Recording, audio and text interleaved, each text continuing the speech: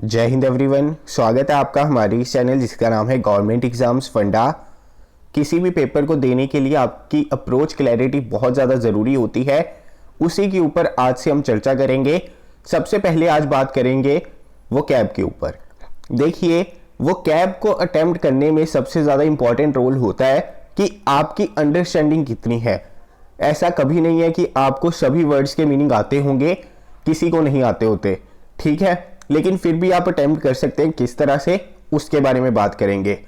आपके पास एक सेंटेंस आता है, सेंटेंस में किसी वर्ड को अंडरलाइन किया होता है, तो आपको पूछा जाता है कि इसका सिनोनिम क्या है या इंटोनिम क्या है। तीन चीजों का ध्यान आपने जरूर रखना है। पहला, कि वो सेंटेंस क्या मीनिंग कन्वे कर रहा है, पॉजिटिव है या नेगेटिव है। दूसरा, कि जो चार ऑप्शंस आपको दी गई हैं, क्या उन चार ऑप्शंस में कोई ऐसे दो वर्ड्स हैं जिनका मीनिंग एक जैसा ही है, क्योंकि उससे भी आप आंसर तक पहुंच सकते हैं। या फिर आपके पास जो चार ऑप्शंस दी गई हैं, क्या उनमें से कोई दो ऑप्शंस ऐसी हैं जो एक दूसरे के एग्जैक्टली ऑपोजिट है। ये तीन चीजें नोटिस करनी है वो कैब में जब भी आप अटेम्प्ट कर रहे हैं। अगर आप इसके थ्रू भी आंसर तक नहीं पहुंच सकते तो फिर आप क्वेश्चन स्किप कर सकते हैं, लेकिन अगर थोड़ा सा भी एनालाइज करेंगे तो काफी प्रोबेबिलिटी होती है कि जो क्वेश्चंस आपको कैब में नहीं भी आते वो भी आप अटेम्प्ट कर सकते हैं। तो चलिए देखते हैं। तो देखिए, आपके सामने मैंने कुछ एंटोनिम्स लिए हैं जो ऑलरेडी सीडीएस में पूछे जा चुके हैं पहले, लास्ट टाइम। तो इसमें अंडरलाइंड वर्ड्स जो है, इसका एंटोनिम आपको बताना है। अब होता क्या है, एग्जाम में ना आपको ट्रिक करने के लिए ये जो वर्ड्स होते हैं, इसका सिमिलर वर्ड और ऑपोजिट वर्ड 80% चांसेस है कि वो दोनों ही ऑप्शन में डाले गए हों। इसी वजह से मैं कह रहा था कि आपको ध्यान रखना है कि क्या दो ऑप्शंस ऐसी हैं जो सिमिलर वर्ड्स वाली हैं, क्या जो सिमिलर आइडियाज कन्वे कर रही हैं, क्या दो ऑप्शंस ऐसी तो नहीं है जो बिल्कुल ही ऑपोजिट है एक दूसरे के, क्योंकि उससे क्या होता है कि 50-50 लग जाता है सीधा ही। कैसे, देखिए, archaic thinking leads to an unfounded beliefs. तो चलो, मैंने मान लिया कि मुझे ये सेंटेंस समझ में नहीं आया, तो मैं क्या करूंगा, एंटिकेटेड, एंटीक यानी कि पुराना, आउटमोडेड यानी कि पुराना, मॉडर्न यानी कि नया। अब मेरे को ये पता चल गया कि फर्स्ट और फोर्थ ऑप्शन जो है एग्जैक्टली ऑपोजिट है एक दूसरे के। फर्स्ट और फोर्थ ऑप्शन एग्जैक्टली ऑपोजिट है।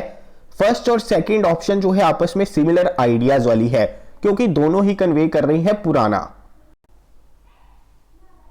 तो दोनों का ही मतलब जो है किसी ओल्ड चीज से है, किसी पुरानी चीज से है। अब आपको पता है कि एमसीक्यू में एंटोनिम बताना है इसका, तो इसका आंसर तो कोई एक होगा ना। अगर कोई दो ऑप्शंस ऐसी हैं जिसका मीनिंग सेम निकल रहा है, तो दोनों तो आंसर नहीं हो सकते।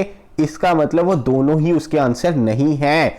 दोनों का ही अगर मतलब सेम निकल रहा है तो वो कोई भी आंसर नहीं हो सकता, क्योंकि आंसर तो कोई हमारा एक होगा।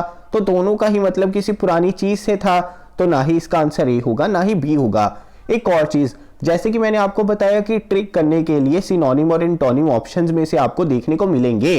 अब एंटीक यानी कि पुराना, मॉडर्न यानी कि नया, एग्जैक्टली ऑपोजिट वर्ड्स मुझे यहां से दिख गए हैं। ये दोनों ऑप्शंस नहीं होंगे, ये मुझे पता चल गया। बची कौन सी ऑप्शन, सिर्फ मॉडर्न। उसके बाद आपने ये ऑप्शन जो है इसको एक बार फिट करके देख लेना है कि क्या इसका ऑपोजिट इसको सूट कर रहा है। सूट कर रहा होगा तो डायरेक्टली मार्क कीजिए, अगर आपको सेंटेंस नहीं भी समझ लगा तो। अब जैसे कि ऑप्शन देखिए, कंसंट्रेट यानी कि इकट्ठा होना, स्कैटर यानी कि बिखरना, डिस्पर्स यानी कि बिखरना। तो मैं जनरली मान के चलता हूं कि आपको स्ट्रीव का मतलब नहीं पता, आपको इन तीन का मतलब तो जरूर पता होगा। कंसंट्रेट एक जगह, स्कैटर बिखरना, डिस्पर्स बिखरना। अब बी और सी का अगर मतलब जो है दोनों का ही सिमिलर आइडियाज है, आंसर तो कोई एक होगा ना। तो ये दोनों तो एक साथ आंसर नहीं हो सकते। दोनों अगर एक साथ आंसर नहीं हो सकते, इसका मतलब ना ही इसका आंसर बी है ना ही इसका आंसर सी है। और जो कंसंट्रेट वाली ऑप्शन है, क्या वो जो ऑप्शन हमने एलिमिनेट की है उनमें से किसी का ऑपोजिट है? बिल्कुल है। स्कैटर और डिस्पर्स का एग्जैक्ट ऑपोजिट कंसंट्रेट है। मैंने आपको बताया है कि जो ऊपर ऑप्शन होगी उसके सिनोनिम और एंटोनिम आपको ऑप्शंस में जनरली देखने को मिलेंगे। तो जैसे ही मुझे पता चल गया कि कंसंट्रेट इन दोनों का ऑपोजिट है और ये दोनों नहीं है, तो मुझे पता चल गया इसका आंसर होगा कंसंट्रेट। अब उसके बाद सेंटेंस को आप एक बार देख सकते हैं, सेंटेंस में फिट करके देखिए, वो ऑप्शन जरूर फिट होगी। अब अगला देखते हैं। अब यानी कि मैंने आपको बता दिया कि एंटोनिम के केसेस में सबसे पहले आपका ध्यान यही जाना चाहिए कि ऑप्शंस में दो ऑपोजिट मीनिंग वाले आपको दिख रहे हैं या नहीं। अब काम का मतलब होता है शांत रहना, टर्बुलेंस का मतलब होता है अशांति, यानी कि यहाँ पर ये दोनों ही वर्ड्स एक दूसरे के ऑपोजिट हैं, दोनों ही वर्ड्स एक दूसरे के ऑपोजिट हैं, तो इन दोनों में से ही कोई ना कोई आंसर होगा। इतना तो मैं बिना जो सेंटेंस है उसको पढ़े भी कह सकता हूं, क्योंकि टर्बुलेंस होता है अशांति, काम होता है शांति। अब unrest in some pockets made the city dwellers confine themselves at home. अब अनरेस्ट, रेस्ट होता है शांति, आराम करना, अन यानी कि उसका बिल्कुल ऑपोजिट, यानी कि इसका जो आंसर होगा वो क्या होगा, जो रेस्ट के सिमिलर वर्ड होगा, यानी कि शांति के रिलेटेड होगा। तो टर्बुलेंस हो गया अशांति, काम हो गया शांति, आंसर होगा डी। सिंपल था। अब आगे देखिए, अब यहां पर देखिए, ये भी उतना ही ज्यादा सिंपल क्वेश्चन है। कैसे? अपरोर, यानी कि यहां पर अरोर करना, जब जैसे हमारा शेर होता है रोर करता है तो क्या करता है, वो गरजता है, तो वो क्या हो गया, अशांति वाली चीज हो गई। काम फिर से हो गया शांति वाली चीज। सेरेनिटी होगी शांति, सेरेनिटी भी शांति है, काम भी शांति है। अगर यहां पे अशांति कैसे होती, अगर नॉइस होती तो नॉइस। तो पहली चीज तो आपको ये पता चल गया, काम शांति की बात हो रही है, सेरेनिटी यहां पे शांति की बात हो रही है, तो ये दोनों ही सिमिलर आइडियाज बता रहे हैं, तो ना ही इसका आंसर बी होगा ना ही सी होगा। अब ऊपर देखते हैं, पीस एंड ट्रंक्विलिटी। अब मुझे इसका मतलब नहीं भी पता, लेकिन यहां पे पीस के साथ ये वर्ड जो है यूज हो रहा है, सेंटेंस का मीनिंग देखिए। अब यहां पे आपका सेंटेंस का मीनिंग हेल्प करेगा। पीस के साथ ये वर्ड यूज हो रहा है, तो इसका मतलब ये पॉजिटिव वर्ड होगा, यानी कि जो हमारा आंसर होगा वो नेगेटिव वर्ड वाला आंसर होगा। अब पीस होती है शांति, ऐसा आंसर होगा जिसमें अशांति हो, अशांति हो, तो वो किस में है, अपरोर में है, आंसर होगा ऑप्शन ए। आगे चलते हैं।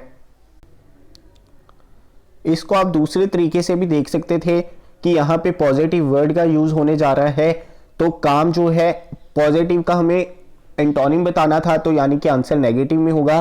काम पॉजिटिव वर्ड है, सेरेनिटी जो है वो भी पॉजिटिव वर्ड है, अप्रोर नेगेटिव वर्ड है, तो यहां से हम बता सकते थे। अब यहां पे मैं आपको ये बताना चाह रहा हूं कि अगर आपको कहीं पर भी किसी एंटोनिम किसी सिनोनिम में नहीं भी कुछ पता चलता, तो सबसे पहले कोशिश करिए कि ऑप्शंस में क्या डायरेक्टली ऑपोजिट वर्ड दिख रहे हैं।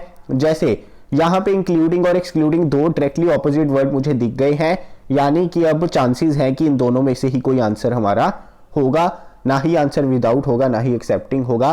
कंफ्यूजन करने की जरूरत ही नहीं है। तो bearing a decision of such disputes other matters relating to the election of president, तो यहां से हमें साफ साफ पता चल रहा है कि किसी एक चीज को एक्सक्लूड करने की बात हो रही है, तो उसका एंटोनिम बताना है, तो आंसर होगा इंक्लूड। आगे देखिए, अब यहां पर देखिए, अनरिहर्स यानी कि प्रिपेयर ना करना, प्रिपेयर्ड यानी कि प्रिपेयर करना, तो यहां पर आपको डायरेक्टली ऑपोजिट वर्ड दिख गए। अब या तो इसका आंसर ए होगा या सी होगा। अनरिहर्स यानी कि प्रेपरेशन ना करना, प्रिपेयर यानी कि प्रेपरेशन करना। अब वैसे तो एक्सटेम्पोरे का मतलब आप सभी को पता होगा, अगर नहीं भी पता तो यहां पर देखिए, his speech was full of emotions and it was an extempore. अब यहां पर वो ये कहना चाह रहा है कि उसने जो स्पीच बोली वो फुल ऑफ इमोशंस थी और वो एक एक्सटेम्पोर था। अब आप इसको थोड़ा सा ध्यान से भी अगर समझते तो वो क्या कहना चाह रहा है, वो कहना चाह रहा है कि उसने स्पीच प्रिपेयर नहीं भी की, फिर भी उसके स्पीच में जो है इमोशंस बहुत ज्यादा थे। क्योंकि अगर आपने किसी चीज की प्रेपरेशन की है और फिर इमोशंस दिखाना वो अलग चीज है, लेकिन प्रेपरेशन नहीं भी की और फिर वो इमोशंस बाहर आने वो अलग चीज होती है। तो यहां से आप डायरेक्टली सेंटेंस का मतलब समझ के अगर नहीं भी पता था तो आप दो ऑप्शन को डायरेक्टली एलिमिनेट कर सकते थे, बी और डी। उसके बाद आप आंसर पे पहुंचते। एक्सटेम्पोरे होता है बिना प्रेपरेशन के, एंटोनिम होगा प्रिपेयर्ड। आगे देखते हैं। अब ये देखिए, teacher asked the students to understand the ensuing problems and address them suitably.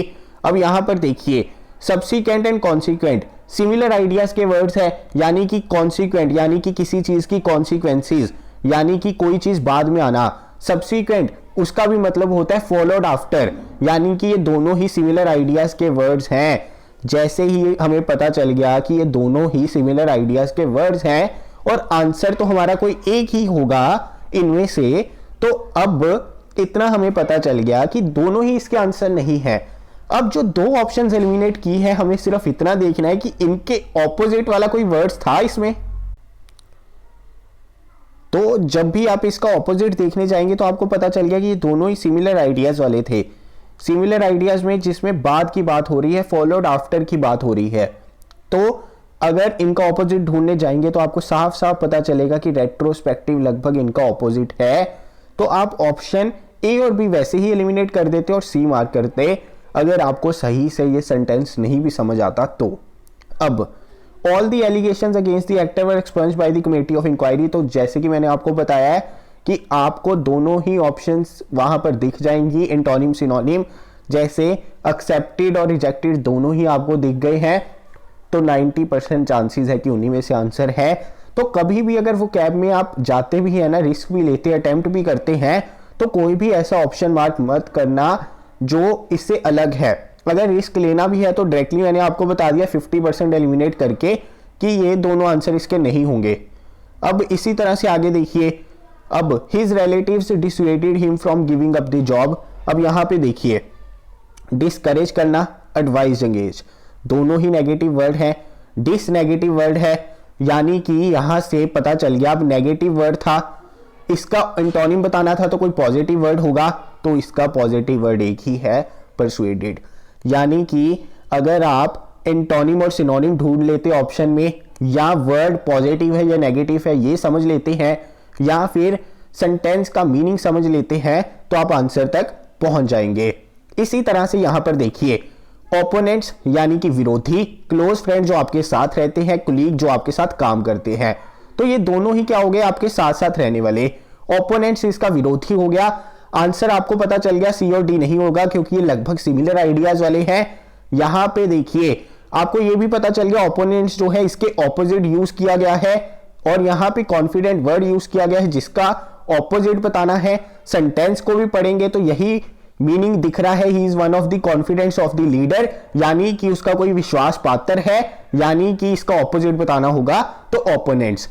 इस वीडियो का मेरा मकसद क्या था, यही था कि आप किस तरह से अप्रोच करते हैं। अगर वीडियो अच्छी लगी और आपको किसी और चीज की अप्रोच के बारे में जानकारी चाहिए तो आज ही कमेंट कर देना, ताकि मैं वीडियो जल्द से जल्द शेयर कर सकूं। जय हिंद।